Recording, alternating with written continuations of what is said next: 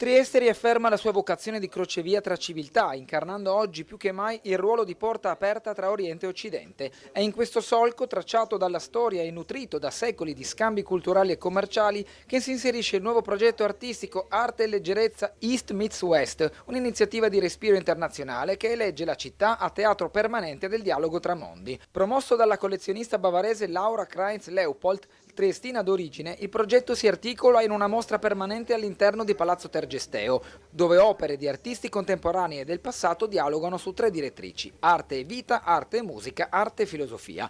3 visioni, 3 spazi, un unico intento: esplorare la leggerezza come dimensione vitale, etica ed estetica. È un messaggio d'arte, di leggerezza, ma un discorso filosofico, ma alla fine è un discorso di pace, perché con l'arte si riuniscono tante culture diverse ed è questo il messaggio forse principale. Lontana da ogni banalizzazione, la leggerezza proposta si fa strumento di profondità e sintesi, un linguaggio che l'arte, nella sua capacità di superare confini e resistenze, è chiamata a interpretare e diffondere. È una mostra di arte contemporanea, sono tutti artisti a partire dal 45 in poi, arte cinetica, costruttivismo, concreta, arte interattiva e arte luminosa. In mostra i lavori di figure come Marina Pollonio, Anne Blanchett, Rosa Hessling, Peter Weber, Rashid Al-Khalifa e altri artisti provenienti da ambiti e culture differenti, in una sintesi visiva di respiro globale. This project, I think it's very important for the city of Trieste.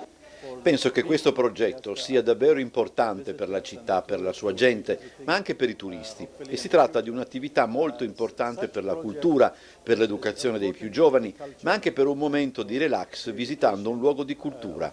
Ci sono molti luoghi come musei, fondazioni e palazzi dove si può respirare arte e cultura. Sono certo che le persone che li frequentano poi ne escono più arricchiti e anche più produttivi, in questo modo migliorando il loro modo di vivere.